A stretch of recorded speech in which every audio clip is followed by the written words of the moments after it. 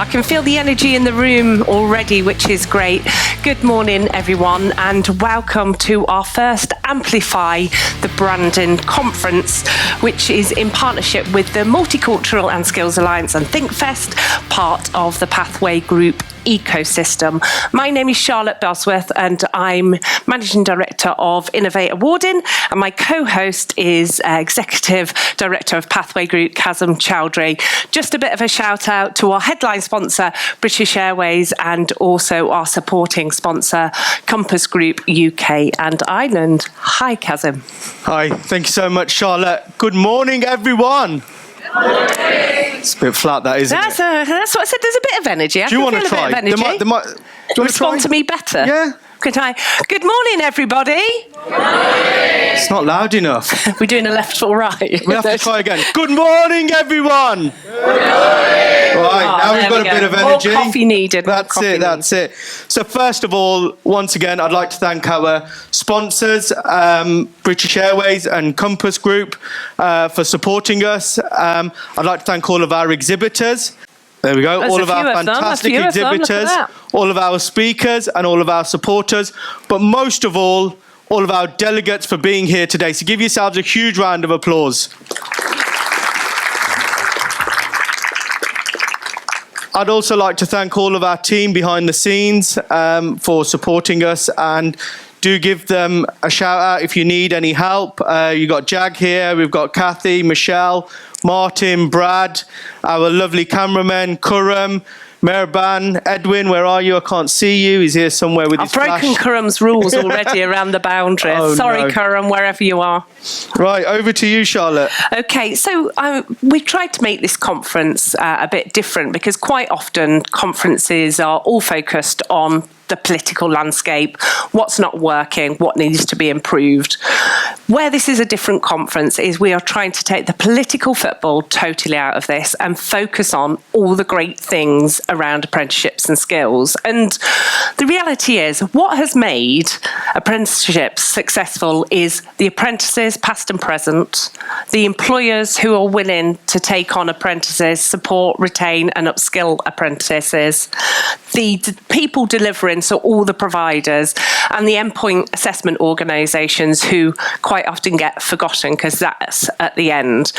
This is actually about the impact you have on the UK economy, the things you do to actually showcase and support apprenticeships, and everything you've done for the whole of the apprenticeship system. So I think this conference is about you and highlighting the success every single one of you has made for apprenticeship. So thank you to you all. Charlotte, I couldn't have put it any better, and we've got a jam-packed agenda today, so take a look at that. A number of different panel sessions. We'll also have a keynote speak by Derek Redmond. I think the main thing about today's conference, it's a celebration. I spoke to a couple of people downstairs, some of our exhibitors, and a lot of them said, we're really excited for this conference. We're really excited to see what people have got to say about their lived experiences. There's a wealth of knowledge in this room, and it's about sharing that knowledge, sharing that best practice, and delivering for those apprentices.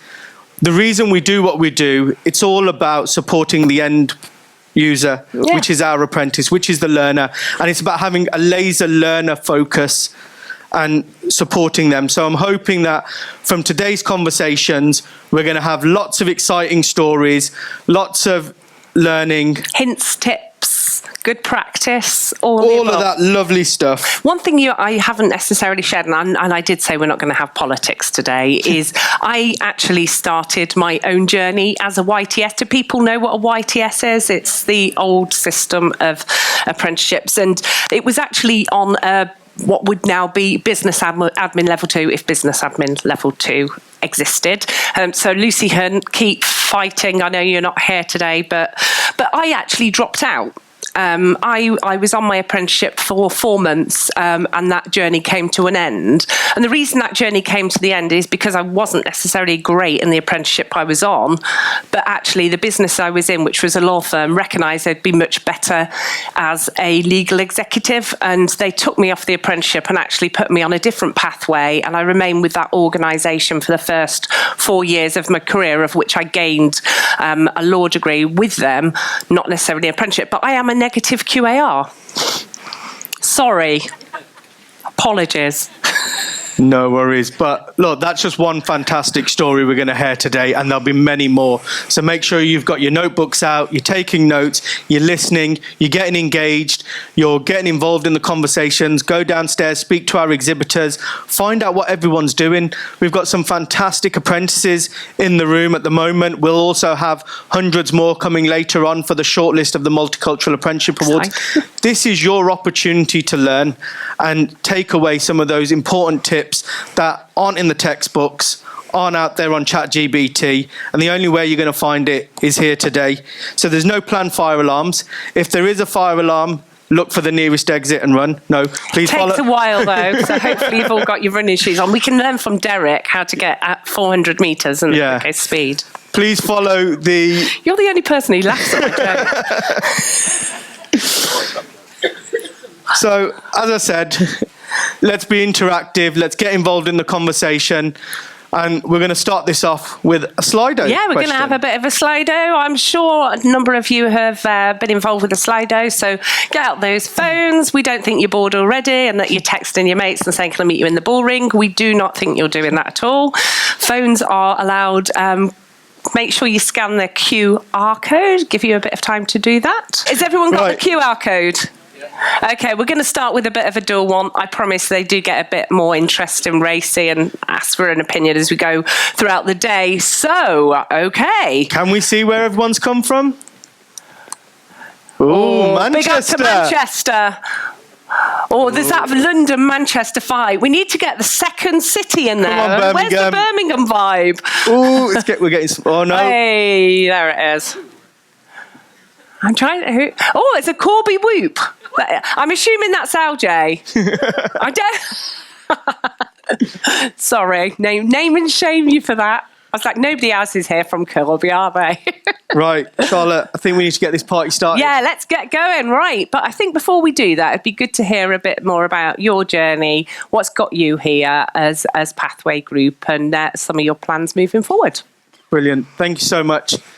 So, for those of you who don't know about us, Think First Pathway Group, I thought I'd take you on a little bit of a journey as to how we got to the Apprenticeship Branding Conference today.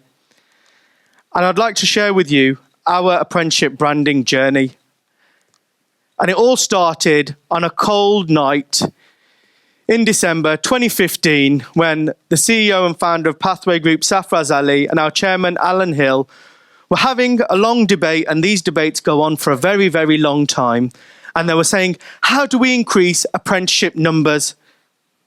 And they had this debate, and this, there was conversations, there was paper all over the place, and they were looking at what do we need to do in the apprenticeship sector to increase our numbers. And they did a bit of digging, and they looked at a lot of the nuances, and they looked at a lot of particularly data around ethnicity. And what they found was that there was an overwhelming majority of people from South Asian backgrounds going to university but not considering apprenticeships. They also found that there was a large number of people from the black community going into lower level apprenticeships but not achieving progression. And this started them to think about what could they do. Fast forward to 2020 vision, and the then business secretary, Sajid Javid, put out a statement that he wanted to increase the number of apprenticeships from black, Asian and minority ethnic backgrounds. And he wanted to increase that to 20%. And this was our catalyst to continue the conversation from December 2015. And the conversations were, how do we promote apprenticeships? And during that conversation, the coin that was termed was the best people to sell apprenticeships are apprentices themselves. However, we didn't have any role models that we could look at within the South Asian background to put out there, to send out to communities and to say, this is what you can achieve through an apprenticeship. Now, the best way to create those role models are through awards and awarding people. And actually what it does is, we celebrate the success of those individuals, and we also inspire excellence within the sector. And this led us to our first ever Asian Apprenticeship Awards in 2016. 450 people in the room. Let me tell you, it was a very tough challenge knocking on those doors, trying to explain to people why we needed to put on this award ceremony.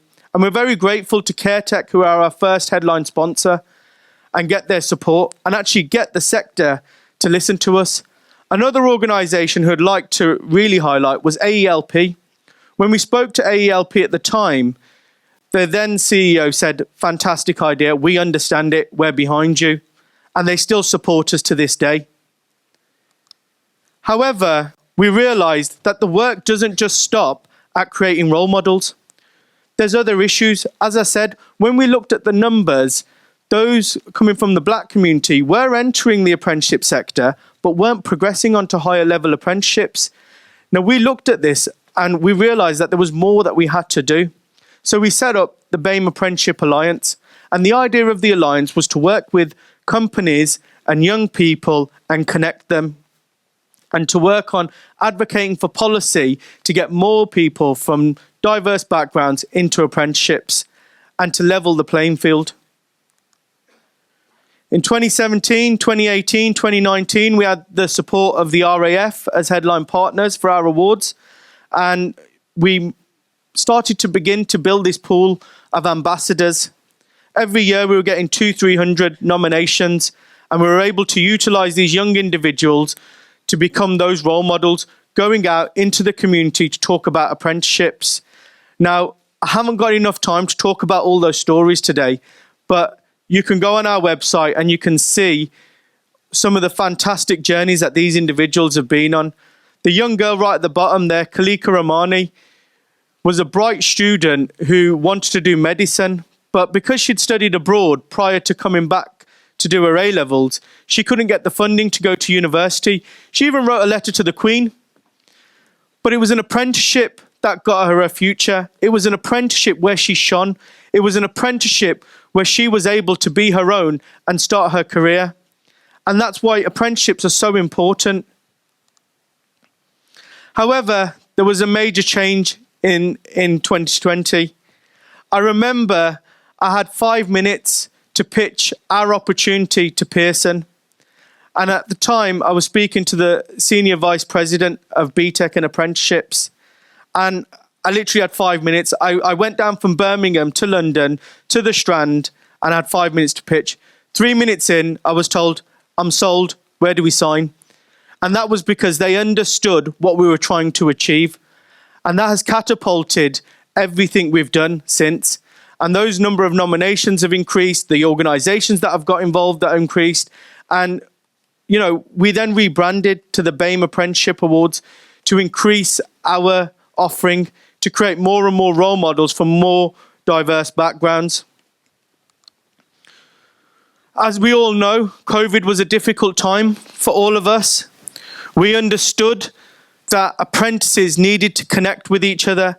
We understood that beyond their apprenticeship, they needed support. And that's when we decided to set up the BAME Apprentice Network. And I'm proud to say that following that, the Association of Apprentices has been set up for apprentices across the board, because it's something I think is so important for apprentices to stay engaged in their apprenticeship, but also connect with each other and actually get that social element that they miss out when they don't go to university. Again, another pet peeve of mine, young people coming out of school not knowing what an apprenticeship is. How are we in 2024 with the Baker Clause and young people still don't have a good understanding of what an apprenticeship is? And that's why we launched the Festival of Apprenticeships, a series of career roadshows to show people what they can achieve through an apprenticeship, get all of those large organisations out there, connect with those young people from inner city areas. We've engaged with annually during National Apprenticeship Week, we do an online event with events running, so with webinars running 4 times every day during National Apprenticeship Week, and we've engaged with over 10,000 people through them. We've engaged with almost 15,000 through our in-person events, and we continue to do that year on year because we know how important it is for young people to see what their opportunities are.